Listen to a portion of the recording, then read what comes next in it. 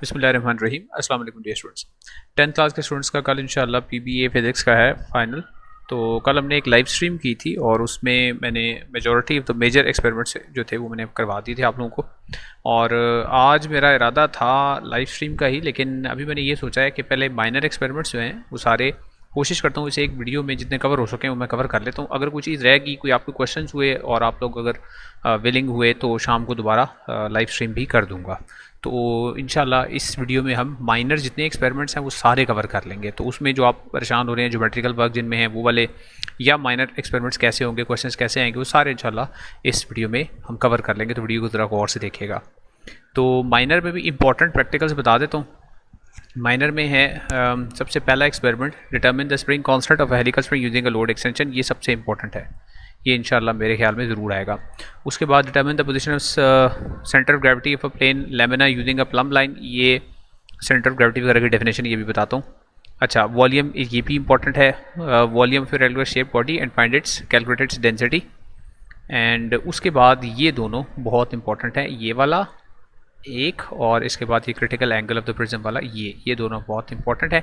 ये नया आया है इस दफ़ा, इसलिए इसको ज़रा ध्यान से आखिरी वाले को देखिएगा। तो इन सब को बारी बारी में बताता हूँ अभी आपको कि क्या इसमें क्वेश्चन आ सकता है और कैसे हम तैयार करेंगे, ये सारी चीज़ें बताता हूँ। तो सबसे पहले हम हेलिकल स्प्रिंग वाला देखते हैं। ये बार बार ये फर्स्ट ईयर में भी आता रहा है, 9th में भी, ये सेकंड एनुअल में पिछले साल आया था। तो इसमें करते हैं हम ये है कि हमारे पास एक स्केल होती है, ये एक हेलिकल स्प्रिंग की स्केल है, ऑर्डिनरी एक स्केल की तरह जिसके ऊपर सेंटीमीटर में रीडिंग्स होती हैं। उसके बाद हमारे पास एक स्प्रिंग, और स्प्रिंग के साथ एक ही नीचे पॉइंटर लगा हुआ है, स्प्रिंग के साथ पॉइंटर और नीचे एक मैस हैंग कर दिया है। तो ये जो स्प्रिंग है इसकी शेप जो होती है वो हेलिक्स की तरह होती है, हेलिक्स इस तरह होता है, तो इसकी वजह से इसको हम हेलिकल स्प्रिंग बोलते हैं। अब इस स्प्रिंग को हमने क्या किया, इसको एक स्टैंड के साथ, एक सपोर्ट के साथ इधर बांध दिया, इधर इसको अटैच कर दिया, ठीक है। फिर हमने क्या करना है कि स्टार्ट में हमने ये करना है कि कोई भी मैस यहाँ पर हैंग नहीं करना, नीचे हैंगर में कोई भी मैस हैंग नहीं करना। हमने इसकी समझ लें इनिशियल पोजीशन ले लेनी है इस स्प्रिंग की, जब सिर्फ इसके साथ एक हैंगर होगा, यहाँ एक हैंगर होगा, उस हैंगर के साथ हम बाकी सारे मैसेज ऐड करते जाएंगे। तो उस वक्त जो इसकी लेंथ आएगी वो इसकी बगैर एक्सटेंशन के, बगैर लोड ऐड किए जो लेंथ होगी वो सबसे पहले हमने नोट डाउन कर लेनी है। फिर हमने ये करना है, इस हैंगर के अंदर हमने मैसेज ऐड करते चले जाना है, एक मैस फिर दूसरा मैस फिर तीसरा मैस, और मैस की वैल्यू हमें गिवन होगी। और उस ऐड करने से क्या होगा, ये एक्सटेंड होगा, स्प्रिंग की लेंथ ज़्यादा होगी। वो जो नई लेंथ है वो भी हमने नोट डाउन करनी होती है। वैसे तो हमें वो वैल्यूज़ जो है वो गिवन होंगी पेपर में, लेकिन आपको इसकी वर्किंग बता रहा हूँ, ठीक है। अब हमें लॉ इसके ऊपर जो अप्लाई होता है वो, उस लॉ को बोलते हैं हुक्स लॉ। हुक्स लॉ क्या कहता है, हुक्स लॉ ये कहता है कि जो आप स्ट्रेस है अप्लाई करते हैं वो प्रोपोर्शनल टू स्ट्रेन होती है, या जो फोर्स है वो प्रोपोर्शनल टू एक्सटेंशन होती है, या F equals to K times X होता है। ये इक्वेशन हम इस्तेमाल करते हैं इसमें। अब इसमें एक दो चीज़ें हैं वो ध्यान से ज़रा देखना है।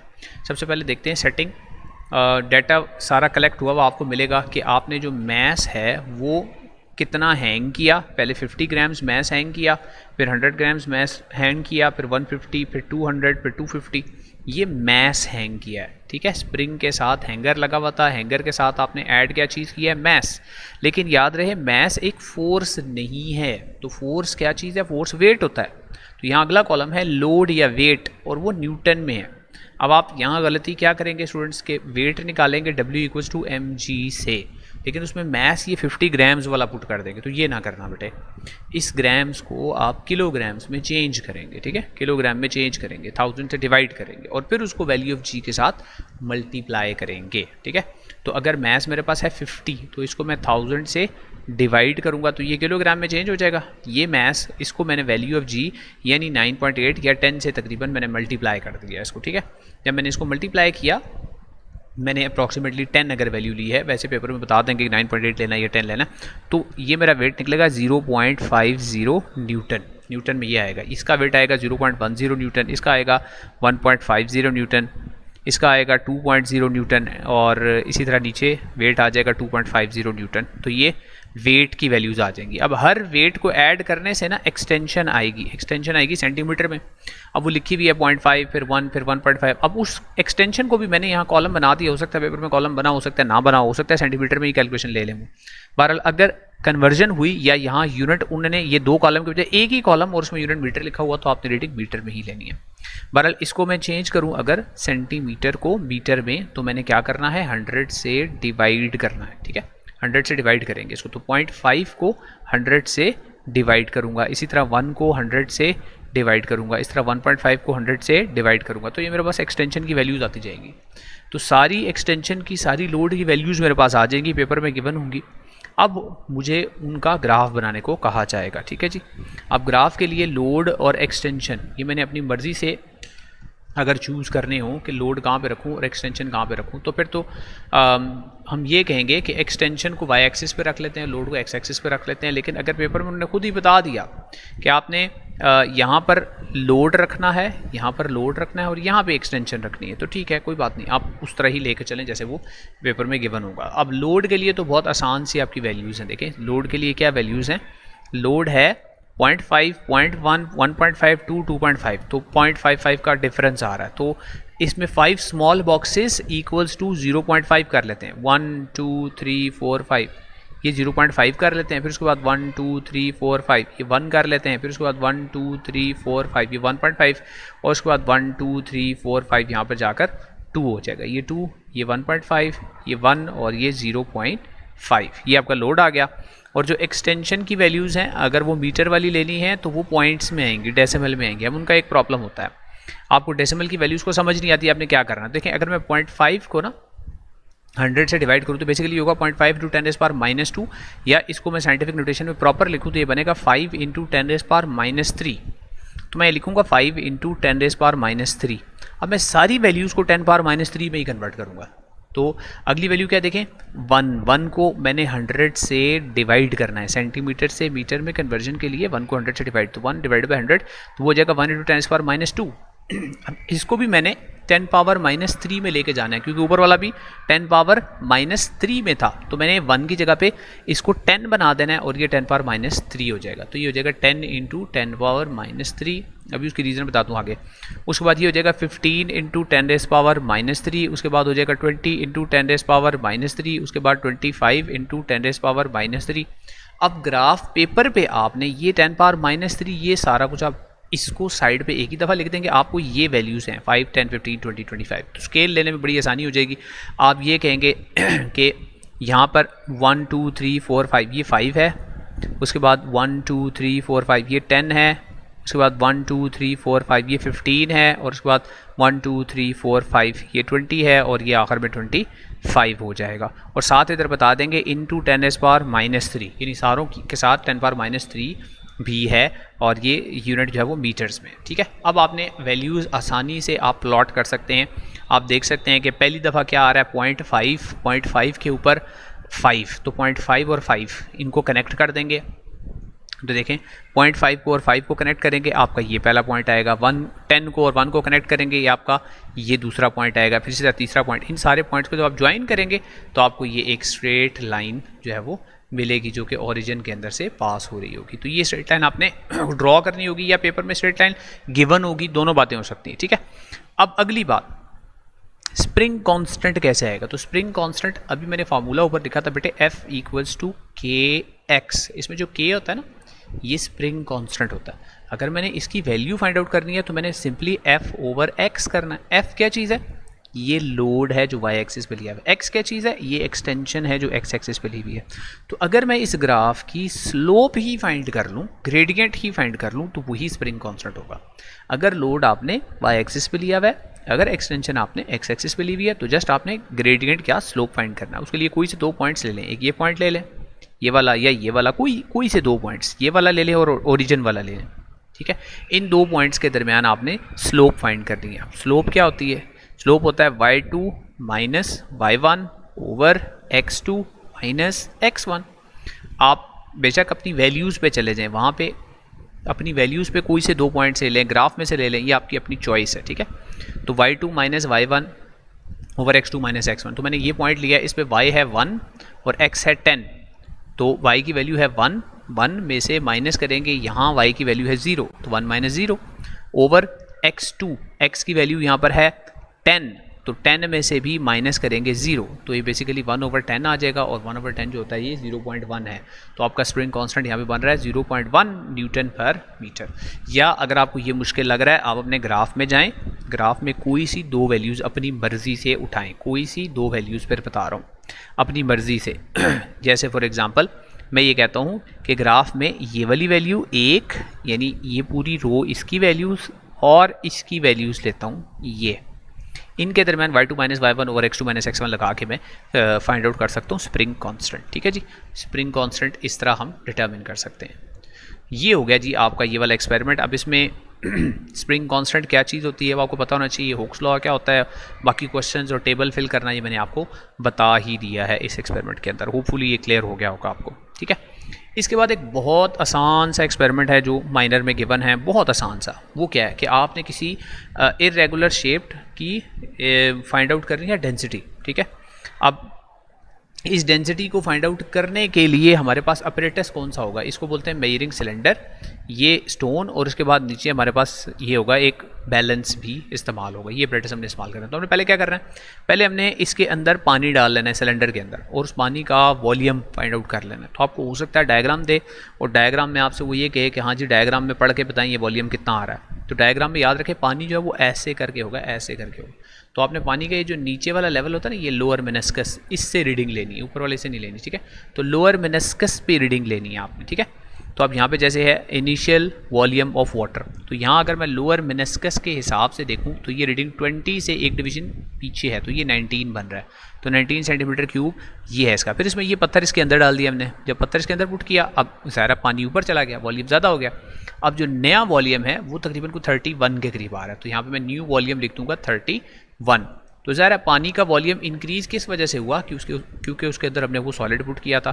तो अब उस सॉलिड का वॉल्यूम कैसे आएगा, इस 31 में से 19 को माइनस कर देंगे, तो 31 माइनस 19 करेंगे तो ये 12 सेंटीमीटर क्यूब आ जाएगा इस पत्थर का वॉल्यूम।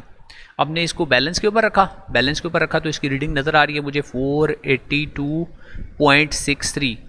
तो 0.63 ना भी लिखे, खैर 482 भी लिख दें या 483 भी लिख दें, वो भी ठीक होगा, लेकिन चले मैं पूरी वैल्यू लिख देता हूँ जो यहाँ पे गिवन है। अब आपने डेंसिटी का फार्मूला लगाना है, बहुत आसान है। डेंसिटी का फार्मूला क्या होता है, डेंसिटी होता है मैस ओवर वॉल्यूम। तो मैस कितना है, ये 482.63। इसको क्या करना है, वॉल्यूम से, कौन सा वॉल्यूम, जो उस पत्थर का वॉल्यूम निकाला है 12, उससे आपने इसको डिवाइड कर देना है। तो ये को 40.2 के करीब जो है वो वैल्यू इसकी आती है, डेंसिटी की वैल्यू होती है। पहले फार्मूला लिखेंगे फिर डेंसिटी लिखेंगे, तो 40.2 ग्राम पर सेंटीमीटर क्यूब। अब यहाँ थोड़ी सी वो चेंजेस क्या कर सकते हैं कि आपको हो सकता है कि यहाँ सेंटीमीटर क्यूब आंसर आपको कहें नहीं जी मुझे बताएं जी किलोग्राम पर मीटर क्यूब में आंसर क्या होता है। तो आपने पहले क्या करना है, मैस को किलोग्राम में, सेंटीमीटर क्यूब को मीटर क्यूब में चेंज कर देना, और फिर वो वैल्यू ज़रा आपने पुट कर देनी है। ठीक हो गया, लेकिन उम्मीद है कि ऐसे ही आ जाएगा स्ट्रेट अवे। अच्छा, उसके बाद एक और देखो इसकी वेरिएशन इसी की, कि a student perform an experiment to find the density of a small metal key. To find the density, उसको उसने प्रोसेस जो है वो क्या किया, lower the key into the water. अच्छा, ये प्रोसीजर है एक किस्म का, ठीक है, ये प्रोसीजर है। इसमें प्रोसीजर के स्टेप्स आप याद कर लें बस वैसे, कि सबसे पहले हम क्या करते हैं, सबसे पहले हम वॉल्यूम फाइंड आउट करते हैं वाटर का। तो ये एक ऑर्डर में नहीं लिखे हुए, ये आगे पीछे लिखे हुए, ठीक है। तो अब करेक्ट सीक्वेंस में आपने अगर लिखना हो तो क्या लिखेंगे, तो सबसे पहले आपने इनिशियल लेवल उसका बेरिंग सिलेंडर में फाइंड आउट करना है। तो पहले डी आएगा, पहला स्टेप ये डी वाला होगा। उसके अंदर फिर आपने क्या करना है, lower the key into the water in the bearing cylinder. इसके बाद ज़ाहिर की को पानी के अंदर डालेंगे, तो डी के बाद ए होगा। अच्छा, ए के बाद फिर आप क्या करेंगे, note the new water level, ये ज़रा ये काम करेंगे आप, यानी सी। उसके बाद वाटर लेवल के बाद कैलकुलेट द वॉल्यूम। अभी मैंने बताया था आपको कि वॉल्यूम ऑफ द की या वॉल्यूम ऑफ द सॉलिड कैसे आएगा, इनिशियल या फाइनल माइनस इनिशियल वॉल्यूम करेंगे। और जब ये आ जाए फिर आपने मैस फाइंड आउट करना है, तो उसके बाद आप बी वाला काम करेंगे, और फिर उसके बाद calculate the density using the formula, ये एफ वाला काम करेंगे। तो ये एक प्रोसीजर भी मैंने प्रोसीजर के पॉइंट्स भी बता दिया आपको, और किस ऑर्डर में होते हैं वो भी बता दिए, ठीक है। अच्छा जी, what physical property of the stone makes this method suitable. अब स्टोन में या की कौन सी ऐसी फिजिकल प्रॉपर्टी है जो कि इस मेथड को पॉसिबल बनाती है। देखें, अगर पानी का वॉल्यूम हमने पहले नोट डाउन किया है और उसके अंदर वो पत्थर पुट किया है, तो पत्थर पुट करने से इसका वॉल्यूम ज़्यादा हुआ है, तो इसका वॉल्यूम ज़्यादा कैसे हो सकता है? क्योंकि पत्थर पानी से भारी है। अगर ये स्टोन पानी के से भारी नहीं होती, अगर मैं कागज़ का टुकड़ा ले लूँ, वो इसके अंदर मैं डिप भी कर दूँ तो वो ऊपर ही तैरता रहेगा, उससे वॉल्यूम कम ज़्यादा होगा ही नहीं। ठीक है, तो फिजिकल प्रॉपर्टी क्या है? फिजिकल प्रॉपर्टी ये है डेंसिटी ऑफ द सॉलिड, जो भी सॉलिड है, स्टोन है, ये की है, is greater than density of water. ये बात ठीक है, इस वजह से हम ये मेथड इख्तियार कर सकते हैं। अच्छा जी, for the values given below calculate the density. तो ज़रा मैथ ऑफ द की गिवन है, इनिशियल वॉल्यूम, फाइनल वॉल्यूम, तो फाइनल माइनस इनिशियल करेंगे तो वॉल्यूम आएगा 5 सेंटीमीटर क्यूब। तो डेंसिटी कैसे आएगी? मैस ओवर वॉल्यूम, तो 15 को 5 से डिवाइड करेंगे तो डेंसिटी आपके पास 3 आ जाएगी, 3 किलोग्राम पर मीटर क्यूब ये आ जाएगी आपकी डेंसिटी। ठीक है, अच्छा जी, उसके बाद ये भी बहुत एक आसान सा पीबीए है और ये एक किस्म की एक्टिविटी है, आपकी बुक में भी 9th में आपने पढ़ा होगा, आप थोड़ा सा भूल गए होंगे, लेकिन फिर याद करा देता हूँ कि आपके पास अगर एक रेगुलर शेप्ड ऑब्जेक्ट है ना, जैसे एक स्क्वायर, एक रेक्टेंगल है, तो उसका सेंटर ऑफ ग्रेविटी उसके सेंटर में होता है जहाँ डायगोनल्स इंटरसेक्ट करते हैं। ये उसका सेंटर ऑफ ग्रेविटी होता है, जहाँ डायगोनल्स इंटरसेक्ट करते हैं वो पॉइंट सेंटर ऑफ ग्रेविटी होता है। सर्कल के लिए भी सेंटर में होता है और स्क्वायर के लिए भी सेंटर। तो रेगुलर शेप से आप निकाल सकते हैं, लेकिन अगर आपके पास इस तरह का कोई इर्रेगुलर शेप, कोई पत्ता आ जाए, कोई पीस ऑफ पेपर आ जाए, उसका सेंटर ऑफ ग्रेविटी कैसे फाइंड आउट करेंगे? तो उसके लिए एक बहुत इंपॉर्टेंट हम डिवाइस यूज़ करते हैं, उसका नाम होता है प्लम्ब लाइन। Plumb line. अब प्लम्ब लाइन क्या होती है? अगर आपने कभी बिल्डिंग्स बनाते हुए, दीवार खड़ी करते हुए खूब मज़दूरों को देखा हो, तो वो क्या करते हैं, तो वो इस किस्म का देखें एक इंस्ट्रूमेंट होता है, वो यूज़ करते हैं, this is a plumb line. अब इसको वो किसी धागे के साथ, किसी ऐसी चीज़ के साथ बांध देते हैं। अब इसकी कंस्ट्रक्शन ऐसी है कि इसका ये नीचे से एज जो है पॉइंटेड होता है, बिल्कुल ऐसे। अगर इसको फ्रीली सस्पेंड किया जाए किसी थ्रेड के साथ, तो ये बिल्कुल सीधा वर्टिकली डाउन ऐसे पॉइंट करेगा, बिल्कुल सीधा पॉइंट करेगा। तो अगर आपने इसको ऐसे धागे के साथ बांध दिया है ना, तो अब ये अगर बिल्कुल सीधा पॉइंट करेगा, तो इसके साथ जो धागा लगा हुआ है, अब वो ईंटें जो लगाएगा अपनी, वो इस धागे के साथ ऐसे जोड़ के लगा देगा, तो उसकी ईंटें बिल्कुल सीधी, यानी एक स्ट्रेट लाइन में, या दीवार बिल्कुल सीधी बनती चली जाएगी। तो प्लम्ब लाइन को सीधा करने के लिए, दीवार को सीधा करने के लिए प्लम्ब लाइन है। तो यहाँ पर हम प्लम्ब लाइन का क्या काम करेंगे? देखें, वो जो हमें इरेगुलर शेप्ड लेमिना यहाँ पर ये मिला है, हमने क्या करना है, उसमें 3 सुराख कर देने, होल्स कर देने, यहाँ पे, यहाँ पे, यहाँ पे। 3 से ज़्यादा भी कर सकते हैं, लेकिन हम 3 ऐसे होल्स कर देते हैं। किसी एक होल से इसको यहाँ हैंग करते हैं, इस पेपर को, और साथ ही इसके प्लम्ब लाइन को भी हैंग कर देते हैं। यहाँ एक प्लम्ब लाइन है, ये हमने इधर हैंग कर दी ऐसे। अब क्या होगा? प्लम्ब लाइन चूँकि बिल्कुल सीधी, वर्टिकली सीधी पॉइंट कर रही है, आपने क्या करना है, जो प्लम्ब लाइन का धागा है, जो प्लम्ब लाइन के धागे की लाइन है, उसके नीचे 2 पॉइंट्स लगा देने, ऐसे 2 मार्क्स लगा देने, ऐसे 2 मार्क्स, दो मार्क्स लगा दिए। फिर आपने इसको इधर से उतार लेना है, प्लम्ब लाइन को भी और इस लेमिना को भी उतार देना है, ठीक है। और फिर इसको यूँ समझ लें, ये लेमिना ऐसे करके था, यूँ करके था, यानी इरेगुलर किसी भी शेप में था। अब मैंने क्या करना है, अब मैंने इस लेमिना को पलट के, जो दूसरा इसका होल है, यानी इसको यहाँ से मैंने रोटेट करके, जो दूसरा इसका होल है, उसके ज़रिए इसको इधर हैंग कर देना है। उसके ज़रिए इसको हैंग करके फिर प्लम्ब लाइन लगाएंगे और फिर 2 क्रॉसेस लगाएंगे। तो इस तरह के, मुझे देखो, ये क्रॉस, ये यहाँ पे क्रॉस, यहाँ पे क्रॉस। अब इन पॉइंट्स को इन क्रॉसेस से मैंने मिलाया, तो ये मेरे पास 3 लाइनें बन गई। और वो जो 3 की 3 लाइनें हैं, वो 3 की 3 लाइनें एक ही पॉइंट से गुजर रही हैं। ये जो पॉइंट है, ये सेंटर ऑफ ग्रेविटी होगा इस लेमिना का, इस इरेगुलर शेप लेमिना का। यानी पहले इससे आपने हैंग किया प्लम्ब लाइन से, ये लाइन सीधी आपने लगा दी ऐसे नीचे, फिर आपने इसको पलट के, ये चीज़ ऐसे ऊपर आ गई, आर वाली इधर आ गई, फिर प्लम्ब लाइन लगाई, फिर ये स्ट्रेट लाइन लगा दी। ये 3 लाइनें लग जाएंगी इस तरह, और तीनों जो लाइन्स हैं, ये तीनों की तीनों लाइन्स एक ही पॉइंट में से गुजरेंगी। तो वो जिस पॉइंट से गुजरेंगी वो आपका सेंटर ऑफ ग्रेविटी कहलाएगा। ठीक है जी। What is the function of plumb line in this experiment? तो plumb line is used to draw vertical lines on the lamina, बिल्कुल सीधी वर्टिकल लाइंस ड्रॉ करने के लिए। What happens if the lamina is not freely suspended? Vertical अगर freely suspended नहीं है, कहीं पे फंस गया, तो जो वर्टिकल लाइंस ड्रॉन हैं विल नॉट बी एक्यूरेट, वो एक्यूरेट नहीं होंगी, और चूँकि वो एक्यूरेट नहीं होंगी so value so the centre of gravity mark will be incorrect. ठीक है, तो जो सेंटर ऑफ ग्रेविटी है विल बी इनकरेक्ट, वो आपने सही फिर मैयर नहीं किया होगा। ठीक हो गया, ये इस क्वेश्चन का आंसर हो गया। डिफाइन सेंटर ऑफ ग्रेविटी, ये बहुत इंपॉर्टेंट है, ये आ सकता है पेपर में। Centre of gravity is the point where whole weight of a body appears to be acting, ऐसा लगता है कि वहाँ पर सारा वेट लग रहा है, appears to be acting and it becomes stable if supported at this point।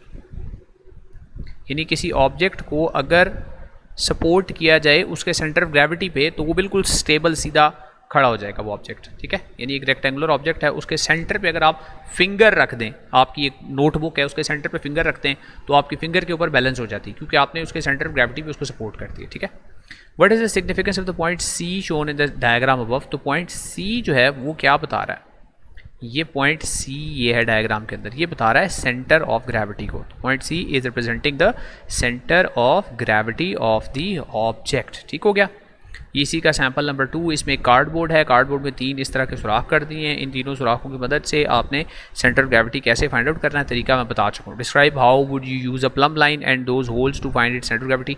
सारा प्रोसीजर मैंने बता दिया, प्रोसीजर अगर पूछा जाए तो वो आपने इन्हीं वर्ड्स में लिख देना जो मैंने अभी बताए हैं। Why is it more accurate to use 3 holes instead of 2? Because you will have more vertical lines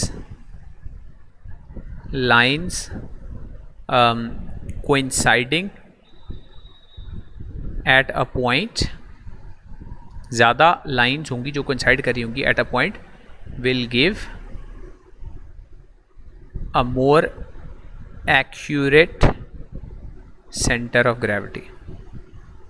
centre of gravity आपको जो है वो एक्यूरेट मिलेगा। ठीक हो गया, on a diagram of the lamina draw lines to show the centre of gravity the lamina where the lines meet. तो अगर आपको इस किस्म का पेपर मिल गया तो उसमें लाइंस ऐसे आएंगी, एक लाइन ऐसे होगी, एक सेकंड इसको मैं सीधा कर दूं, ये लाइंस यहाँ से यहाँ ऐसे आएगी, एक लाइन यहाँ से यहाँ आएगी, ये दूसरी कोई वर्टिकल ऐसे लाइन होगी और तीसरी लाइन कुछ ऐसे करके इनके सेंटर में से पास हो रही होगी। ठीक है, ये सेंटर ऑफ ग्रेविटी होगा यहाँ पे लेमिना का। ये एक्सपेरिमेंट भी आपका कंक्लूड हो गया। अच्छा, फिर इसके बाद ज्योमेट्रिकल वर्क वाला जो एक्सपेरिमेंट है ना, एक बहुत इंपॉर्टेंट है, डिटरमिन द क्रिटिकल एंगल। तो इसकी ज्योमेट्रिकल वर्किंग अक्सर स्टूडेंट्स को समझ में नहीं आती, तो इसके लिए ना मैं बड़ी डिटेल में ये एक वीडियो पहले अलग से बना चुका हूँ। ये वीडियो मैंने बनाई है जिसमें मैंने आपको रिफ्रैक्शन का थोड़ा सा बताया स्टार्ट में, उसके बाद क्रिटिकल एंगल के लिए आपने प्रिज्म को कैसे रखना है ये बता दिया मैंने आपको, और फिर उसके बाद मैंने आगे एक्चुअली ये परफॉर्म करके पेपर के ऊपर एक्चुअली ये देखें परफॉर्म किया है मैंने, प्रिज्म रख के और प्रिज्म रख के लाइंस डॉट डॉट लगा के पिन्स के पॉइंट्स लगा के, फिर उसके बाद ज्योमेट्रिकल वर्क कैसा है देखें मैंने एक्चुअली जो वर्क था वो सारा का सारा एक्सप्लेन किया है इस वीडियो के अंदर। ठीक है, तो मुझे दोबारा से ये सारा कुछ अभी वाली वीडियो में एक्सप्लेन करने की ज़रूरत नहीं है। ये जो वीडियो है ना, इसका मैं ये वीडियो एंड स्क्रीन पे लगाऊंगा, यानी अभी जो वीडियो चल रही है आपके पास, ये जब कंप्लीट होगी इसकी एंड स्क्रीन के ऊपर ये वीडियो होगी। इसके बाद अब इस वीडियो के डिस्क्रिप्शन में जाएंगे तो लिंक में सबसे पहले इस वीडियो का लिंक डाल दूंगा। ठीक है, वहाँ से भी आप देख सकते हैं ये वाली वीडियो। ठीक है, इसमें सारा ज्योमेट्रिकल वर्क जितना है मैंने सारा का सारा एक्सप्लेन कर दिया आप लोगों को, तो आप बड़ी आसानी से ये कर सकते हैं। पूरा मैंने बताया भी है कि क्रिटिकल एंगल क्या होता है, फिर उसके बाद टोटल इंटरनल रिफ्लेक्शन, मतलब क्वेश्चंस भी इससे रिलेटेड सारे इस वीडियो में मैंने बता दिए। ठीक है, अच्छा एक तो ये वाला हो गया। उसके बाद जो दूसरा ज्योमेट्रिकल वर्क वाला है वो है laws of refraction using a glass slab. तो अब वो देख लेते हैं, वो थोड़ा सा समझा देता हूँ मैं। ठीक है, investigate the refraction through a glass slab and calculate the refractive index, ये बताता हूँ मैं आपको, और वो बताता हूँ कि उसमें क्या करना है। तो देखें लाइट जब भी एक मीडियम से दूसरे मीडियम में जाती है तो दूसरा अगर मीडियम जो है वो ट्रांसपेरेंट मीडियम है तो उसमें लाइट जा सकती है, अपना पाथ चेंज कर सकती है। ये पाथ के चेंज होने को रिफ्रैक्शन बोलते हैं। तो लेट्स से हमारे पास ये लाइट की एक रे है जो कि एयर से ग्लास के अंदर आ रही है, तो ऐसा इतनी एक डायग्राम पेपर में आपको बनी हुई मिलेगी। आगे आपने खुद कंप्लीट करनी होगी और उससे रिलेटेड क्वेश्चंस बताने होंगे। अब देखें, सबसे पहला काम क्या करना है, आपने यहाँ नॉर्मल ड्रॉ करना है। प्रोटेक्टर ले लेना, प्रोटेक्टर से यहाँ पे इस पॉइंट पे एक नॉर्मल ड्रॉ कर देना। ये एक नॉर्मल है ऐसे करके, ये नॉर्मल मैंने ड्रॉ कर दिया। इसको थोड़ा सा सीधा करता हूँ। यहाँ पे रे ऑफ लाइट ग्लास के अंदर एंटर हो रही है, उस पॉइंट ऑफ इंसिडेंस में नॉर्मल ड्रॉ कर देना। ठीक हो गया। अब ये नॉर्मल एंगल ऑफ इंसिडेंस जो होता है वो नॉर्मल के और इस इंसिडेंट रे के दरमियान जो एंगल बनेगा ये एंगल ऑफ इंसिडेंस होगा। इसके बाद ये रे ऑफ लाइट जब जाएगी यहाँ से ग्लास के अंदर तो ये बेंड हो जाएगी, ये बेंड हो जाएगी टूवर्ड्स द नॉर्मल। अब ये टूवर्ड्स द नॉर्मल जब बेंड होगी तो इसका पाथ जो है वो ज़रा चेंज हो जाएगा। ये रिफ्रैक्शन आपने शो करनी है, तो ये ऐसे करके टूवर्ड्स द नॉर्मल ये बेंडिंग आपने दिखा दी। यहाँ रिफ्रैक्शन हुई, एंगल ऑफ रिफ्रैक्शन ये है between the normal and the refracted रे। ये वाली रे का नाम क्या है, रिफ्रैक्टेड रे। और ये वाली रे का नाम क्या है, इंसिडेंट रे। ये वाली इंसिडेंट रे है, ये वाली रिफ्रैक्टेड रे है और ये बीच में नॉर्मल है, तो रिफ्रैक्टेड और नॉर्मल के दौरान एंगल ऑफ रिफ्रैक्शन आ गया। अब यहाँ से जब वापस बाहर जाएगी ये रे ऑफ लाइट तो फिर से ये रे ऑफ लाइट रिफ्रैक्ट होगी, लेकिन अब होगी अवे फ्रॉम द नॉर्मल। अब ये इस तरफ को चली जाएगी। अब ये इसका एंगल बनेगा ये वाला इमर्जेंस का एंगल, ये बाहर इमर्ज हो रही है। तो ये डायग्राम है, इसमें एंगल्स अगर आपको गिवन हुए तो प्रोटेक्टर से मेजर कर लेंगे। ठीक है। अच्छा, अब उसके बाद आगे इससे रिलेटेड एक दो क्वेश्चंस देखते हैं ज़रा कि कैसे क्वेश्चंस आ सकते हैं इसमें। तो complete the diagram above to show the path of the ray of light as it passes through glass slab and then emerges out of the slab. सारा बता दिया मैंने आपको। Mark the angle of incidence and angle of refractions by drawing a normal at suitable position, वो भी बता दिया। State the two laws of refraction, तो दो लॉज क्या होते हैं। पहला लॉ होता है the incident ray, refracted ray and the normal they all lie in the same plane, book में भी आपके लिखा हुआ है। दूसरा लॉ होता है स्नेल्स लॉ। स्नेल्स लॉ क्या होता है कि refractive index is equal to sine of angle of incidence to the sine of angle of refraction. तो यानी ratio of the sine of angle of incidence to the sine of angle of refraction is constant which is called the refractive index of that material. ठीक है। उसके बाद आगे है the student then changes the angle of incidence and records the corresponding angles of refraction in the table. तो angle of incidence को 32 से 29 किया और एंगल ऑफ रिफ्रैक्शन भी ज़्यादा चेंज हो गया। अब आगे आपने क्या करना है, साइन किसका, एंगल ऑफ इंसिडेंस का। तो आपने साइन ऑफ 32 कैलकुलेटर पे कर लेना है। इसी तरह आपने साइन ऑफ 20 ये कैलकुलेटर पे कर देना है और दोनों को डिवाइड करेंगे तो रिफ्रैक्टिव इंडेक्स आ जाएगा। और रिफ्रैक्टिव इंडेक्स का कोई यूनिट नहीं होता। क्यों नहीं होता? क्योंकि रिफ्रैक्टिव इंडेक्स रेशियो है दो सिमिलर क्वान्टिटीज़ का। साइन आई एंगल का साइन है, ये भी एंगल का साइन है। तो अगर सिमिलर क्वान्टिटीज़ के दरमियान रेशियो हो तो उसका कोई यूनिट नहीं होता। ठीक है।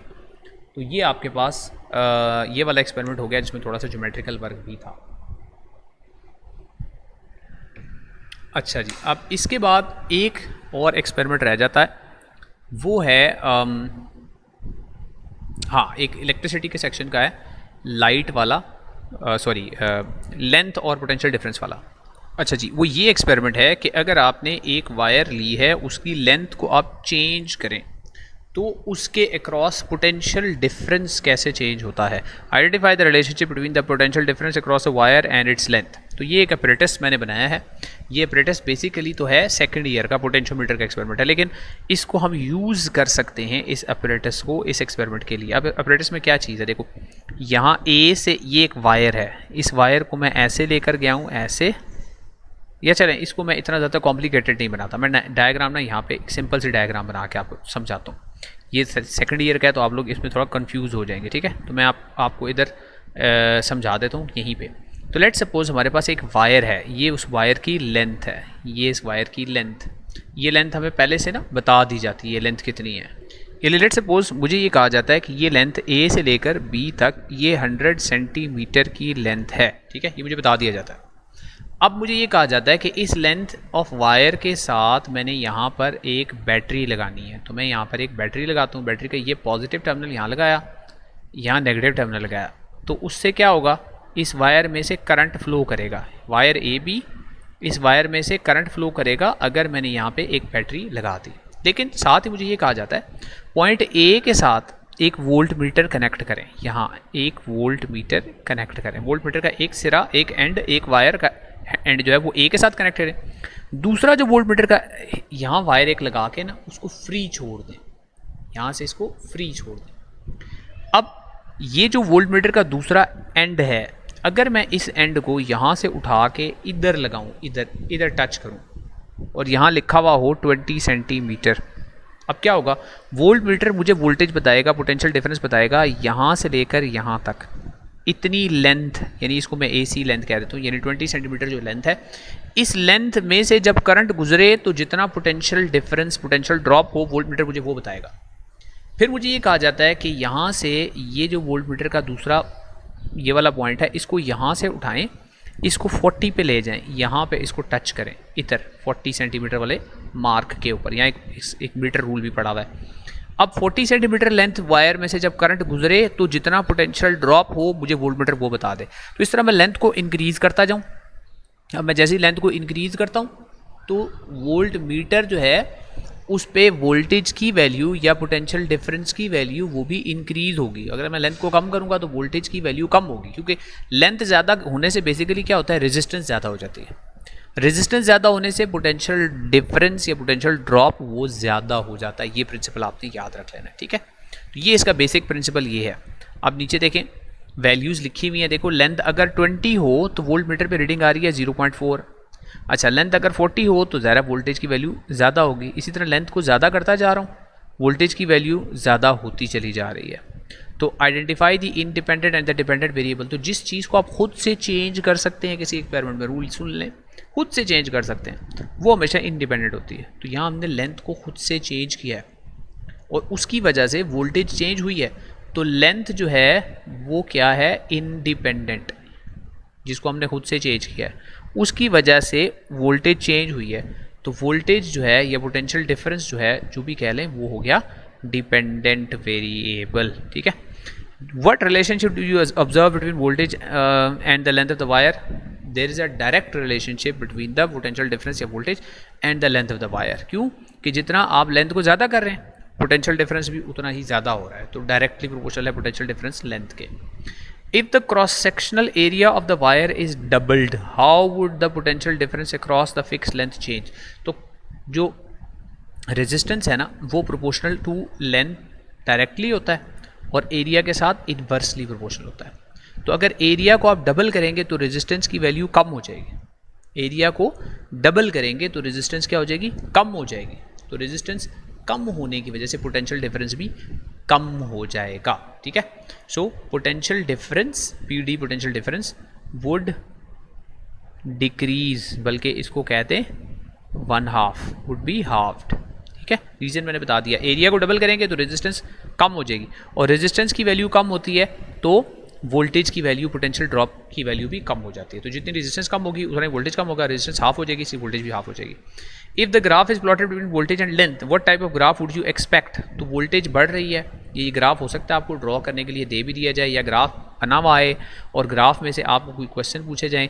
तो अब इसमें क्या करेंगे कि आपने वोल्टेज को इधर ले लेना है वाई एक्सिस पे और लेंथ को आपने एक्स एक्सिस पे लेना है। वोल्टेज बढ़ रही है, लेंथ बढ़ रही है तो वोल्टेज बढ़ रही है, तो ग्राफ आपका कैसा आएगा, एक straight line, almost a straight line. वैसे ये एग्जैक्टली स्ट्रेट लाइन होता नहीं है, ठीक है, ये थोड़ा सा ऐसे करके आगे जाके थोड़ा सा कर्व हो जाता है, ठीक है। लेकिन बहरहाल it is an upward sloping graph, यूँ कह लें, ये ऐसा ग्राफ बनेगा क्योंकि जब लेंथ बहुत ज़्यादा हो जाती है, रेजिस्टेंस ज़्यादा हो जाती है तो ये लीनियर रिलेशनशिप रहता नहीं। लेकिन यहाँ पर हम देख रहे हैं कि वोल्टेज डबल होती, वोल्टेज में 20 का फ़र्क आ रहा है और यहाँ पे 0.44 का फ़र्क आ रहा है, तो ये स्ट्रेट लाइन ग्राफ ही बनेगा। हमारी वैल्यूज़ के मुताबिक ये स्ट्रेट लाइन ग्राफ ही बनेगा, ठीक है जी। ये वाला एक्सपेरिमेंट भी आपका ओके हो गया मेरे ख्याल में।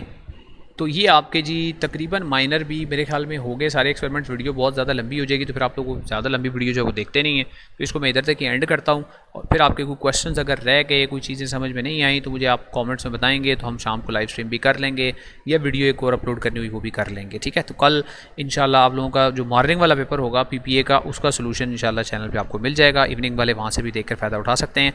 तो जैसा मैंने कहा कि एक क्रिटिकल एंगल वाला एक्सपेरिमेंट है जिसमें ज्योमेट्रिकल वर्क काफ़ी सारा करना है, तो वो कैसे होगा ये आपके सामने स्क्रीन पे ये वीडियो आ रही है, इस पर क्लिक करके आप ये क्रिटिकल एंगल वाला एक्सपेरिमेंट देख सकते हैं। तो सी यू इन दैट वीडियो इंशाल्लाह।